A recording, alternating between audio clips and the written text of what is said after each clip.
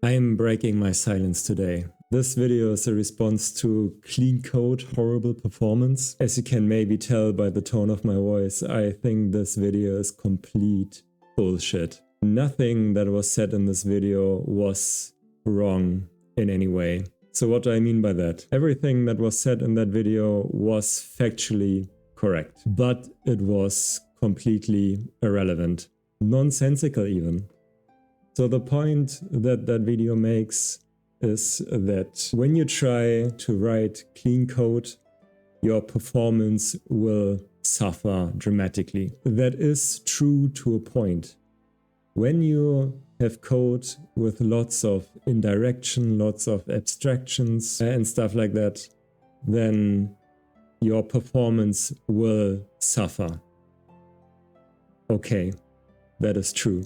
But the degree to which your performance is hit is over-exaggerated by so much that it's ridiculous. In the video it said that your performance will take a hit by 10 times or 20 times. Your code will perform 10 to 20 times slower than if you just don't do any abstractions and you just do things the old way, like the real boys do it. And essentially the video argues that this is the only way to go. You have to leave all this clean code shit behind you to write really performing code. And that's just not true.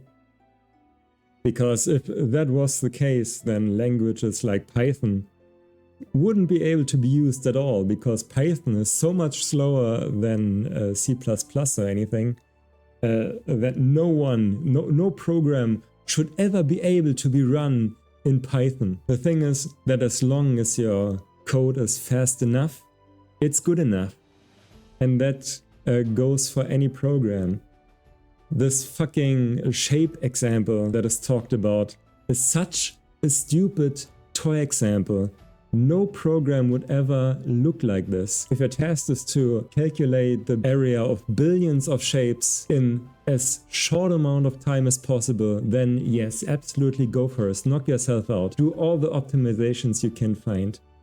Get rid of all the abstractions, do whatever you want, okay? But this is not the reality of software development. In real projects, it will happen that there's some code which is very slow. We call that the bottleneck, which determines the entire performance of your program. It doesn't matter how well optimized the rest of your code base is. This one bottleneck will always slow things down. There's just no way around it. If you have optimized the shit out of your entire project and you still need more performance, then absolutely remove the abstractions and do whatever you need to do.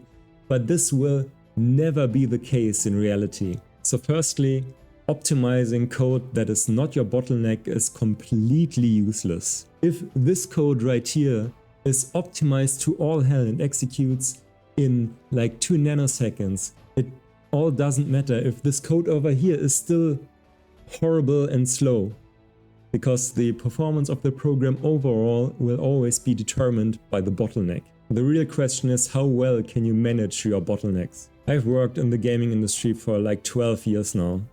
And the gaming industry is littered with people who are so obsessed by performance, but they don't see this simple fact, which leads to overall bad performing games. So since I've been working in the gaming industry for such a long time, obviously I have to optimize code here and there. I wouldn't say I'm the best at optimization and I don't write the most efficient code all the time, but that doesn't matter, because the thing is, if you write code that performs good enough all the time, then your bottlenecks won't be as severe. Whereas when you write very well performing code on one side and then very bad performing code on the other side, then your performances are all for nothing. So just to give you a little glimpse into the realities of software development in the gaming industry, that's where I'm coming from, I'm going to show you a little bit of code that was actually in production in one of the projects that I've worked on recently, and that's code that I had the pleasure to optimize.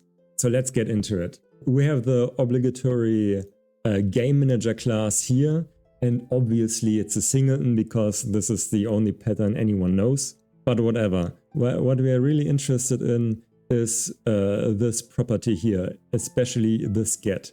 So this get is already bad because it does more than returning the thing it's supposed to. When you call a get, you expect it to be like a variable essentially. You expect it to just return the value that you want to have. Maybe perform some check on it, but nothing like too computationally intensive. That's what you would expect from a method, not from a property. So this property already goes against this common sense assumption.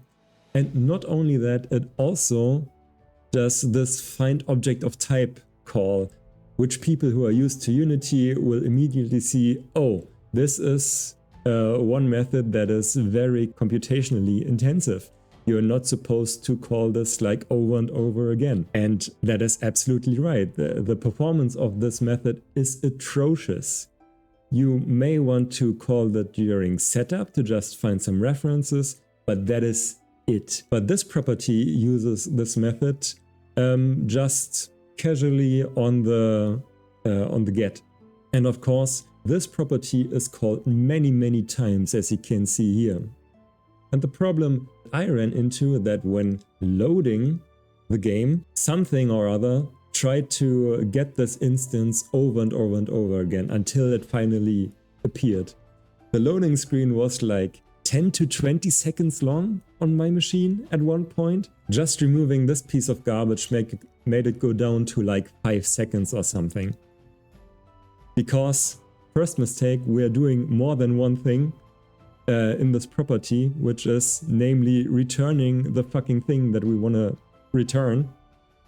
And secondly, we're calling a function that's computationally expensive.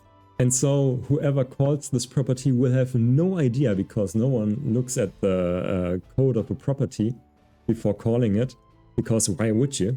And so something happened that this was just called over and over again, which then called this method over and over again because the game manager itself wasn't instantiated yet, which made the whole loading process super slow. And the fix was obviously just do this and instantiate the game manager in a reasonable fashion. And next we have one of my favorite code snippets of all time. We have this method here, some heat map cell counts.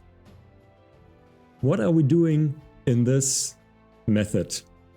Just pause the video maybe and try to figure it out, because I was looking at this and I couldn't believe my eyes.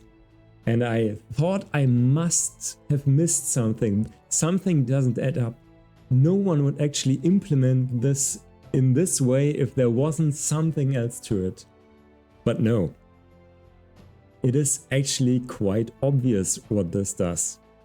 The thing that we really want to do is sum some values. And the values that we want to sum are in this collection right here. It's a dictionary, whatever, doesn't matter.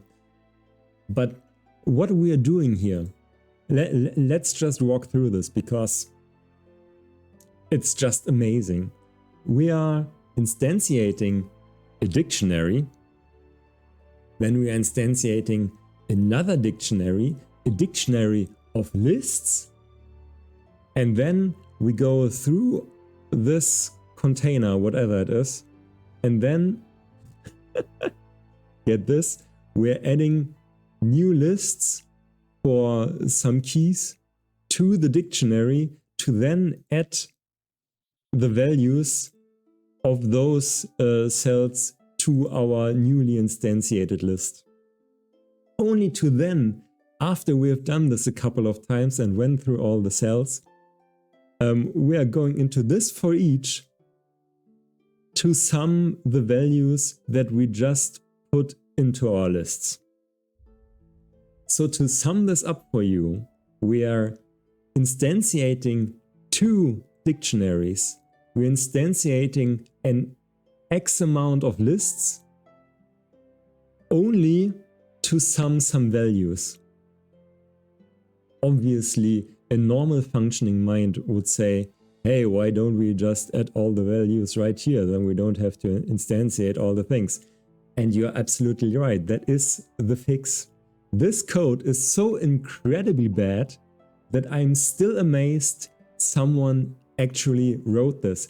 And not only did someone write this, someone also reviewed it and thought it was good enough. In an industry which is so keen on making everything so performant, this piece of garbage code got reviewed, got approved, and then moved into the production environment.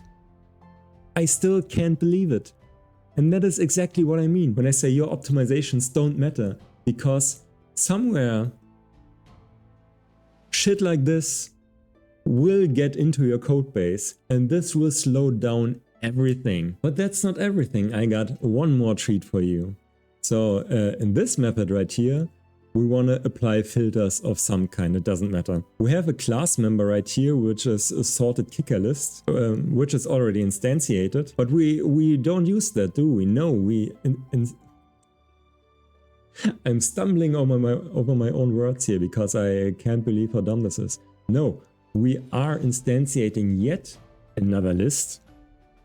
Then we add shit to it, and mind you, we are not even using a capacity here. So whenever what we're adding here goes beyond the default capacity of the list has to get bigger. So in the worst case, we have to move the entire thing to somewhere else. And then at the very end, when we are done with this shit, we clear the list that we already had instantiated in our class, and then we assign it to the list that we just constructed.